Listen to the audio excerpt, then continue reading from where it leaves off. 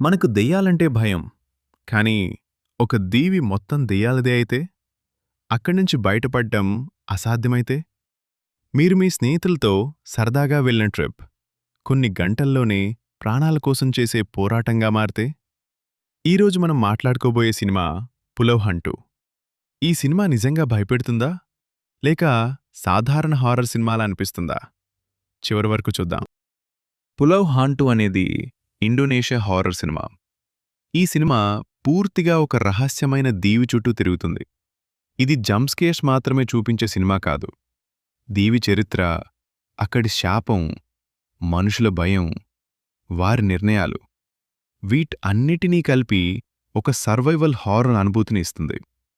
Cinema మొదటి కొన్ని నిమిషాల్లోనే దర్శకుడు ప్రేక్షకులను ఒక భయంకరమైన ప్రపంచంలోకి తీసుకెళ్తాడు. కథలో కొంతమంది యువకులు ఒక చిన్న ట్రిప్ కోసం సముద్రంలోని ఒక దీవికి వెళ్తారు. వారికదొక సాధారణ అడ్వెంచర్ మాత్రమే. కానీ అక్కడికి వెళ్లిన కొద్దిసేపటికే విచిత్రమైన సంఘటనలు మొదలవుతాయి. ఫోన్లు పనిచేయవు. బయట ప్రపంచంతో సంబంధం పూర్తిగా తెగిపోతుంది. దీవిలో ఎవరో తమను గమనిస్తున్నారనే భావన కలుగుతుంది. ప్రతి అడుగు ముందుకు వేస్తున్న కొద్దీ వారి భయం కూడా పెరుగుతూ ఉంటుంది. ఇక్కడే సినిమా స్లోగా టెన్షన్ను నిర్మించడం ప్రారంభిస్తుంది. ఈ సినిమాలో ప్రతి పాత్ర ఒక ప్రత్యేకమైన వ్యక్తిత్వాన్ని చూపిస్తుంది. కొంతమంది భయపడతారు, కొంతమంది ధైర్యంగా సమస్యను ఎదుర్కోవడానికి ప్రయత్నిస్తారు, మరికొందరు తమ స్వార్థం కోసం నిర్ణయాలు తీసుకుంటారు. ఈ పాత్రల మధ్య వచ్చే గొడవలు కూడా కథలో ముఖ్యమైన భాగం. హారర్ కంటే వారి మానసిక స్థితి ఎక్కువగా ప్రేక్షకుణ్ణి ప్రభావితం చేస్తుంది. అందుకే కొన్ని సన్నివేశాలు చాలా సహజంగా అనిపిస్తాయి. 'పులవ్ హంటు'లో భయం సృష్టించే విధానం చాలా ఆసక్తికరంగా ఉంటుంది. ప్రతి 5 నిమిషాలకు జంప్స్కేర్ పెట్టడం కంటే నిశ్శబ్దాన్ని ఉపయోగించి భయాన్ని పెంచడానికి దర్శకుడు ప్రయత్నించాడు. సముద్రం, చీకటి, అడవి, విచిత్రమైన శబ్దాలు ఇవి కలిసి ఒక అసౌకర్యమైన వాతావరణాన్ని సృష్టిస్తాయి. సినిమాటోగ్రఫీ కూడా ఈ సినిమాకు పెద్ద ప్లస్. రాత్రి సన్నివేశాలు చాలా న్యాచురల్గా కనిపిస్తాయి. బ్యాక్గ్రౌండ్ మ్యూజిక్ కూడా అవసరమైన చోట మాత్రమే ఉపయోగించారు. ఈ సినిమా కేవలం దెయ్యాల కథ కాదు. ఇది భయం గురించి. ఒక మనిషి తన భయాన్ని ఎలా ఎదుర్కొంటాడు, ఒత్తిడిలో తీసుకునే నిర్ణయాలు ఎలా మారతాయి, స్నేహం, నమ్మకం, బతకాలని చేసే ప్రయత్నం ఇవన్నీ ఈ సినిమాలో కనిపిస్తాయి. దీవి ఒక ప్రదేశం మాత్రమే కాదు, అది మనిషి మనసులోని భయానికి ప్రతీకగా కూడా చూడొచ్చు. హారర్ అభిమానులకు ఈ కోణం మరింత ఆసక్తికరంగా అనిపిస్తుంది. సినిమా చివర్లో దర్శకుడు అన్ని ప్రశ్నలకు నేరుగా సమాధానం చెప్పే ప్రయత్నం చేయడు. కొన్ని విషయాలను ప్రేక్షకుల ఆలోచనకు వదిలేస్తాడు.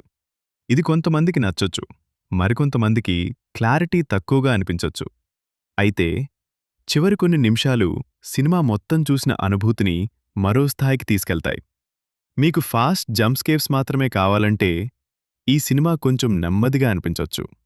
కానీ అట్మాస్ఫెరిక్ హారర్, సైకలాజికల్ టెన్షన్ మరియు సర్వైవల్ హారర్ సినిమాలు ఇష్టమైతే 'పులవ్ హంటు' ఒకసారి తప్పకుండా చూడదగ్గ సినిమా. మీకీ సినిమా ఎలా అనిపించింది?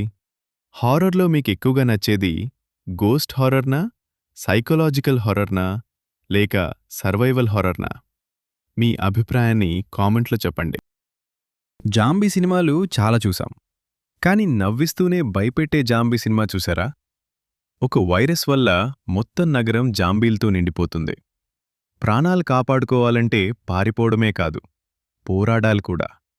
ఇదే కిల్ జాంబీ సినిమా ప్రత్యేకత. మరి ఈ సినిమా నిజంగా చూడదగ్గదా, లేక సాధారణ జాంబీ సినిమాల్లో ఒకటేనా? తెలుసుకుందాం. 2012లో విడుదలైన కిల్ జాంబీ ఒక డచ్ హారర్ కామెడీ చిత్రం.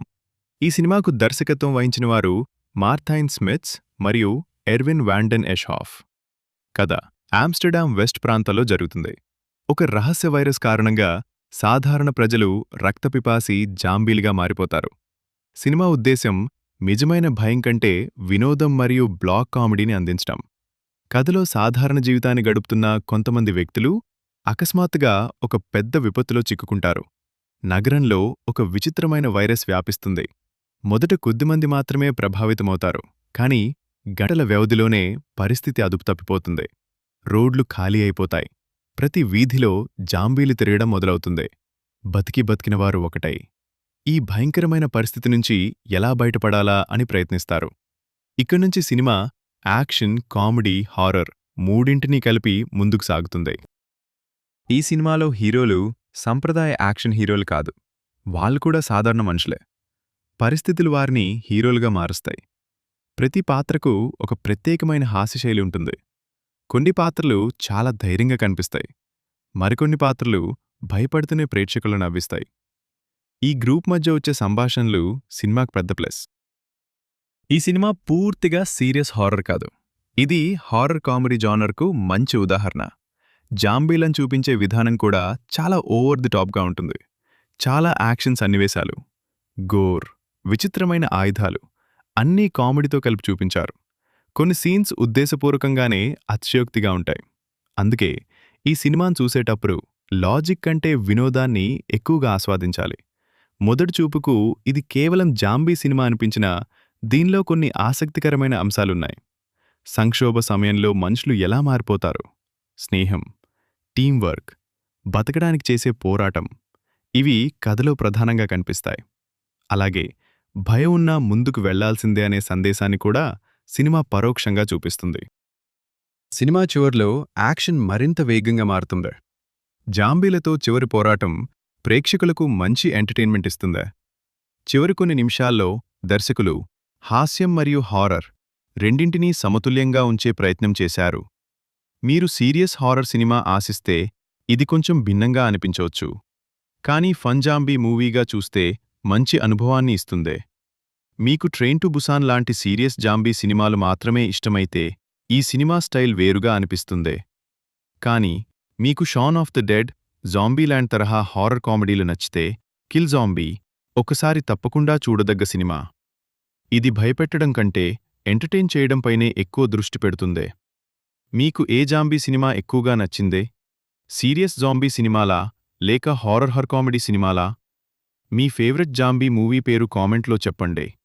ఇలాంటి హాలీవుడ్, యూరోపియన్, కొరియన్ మరియు హారర్ మూవీ రివ్యూల కోసం మా ఛానల్ను సబ్స్క్రైబ్ చేయండి.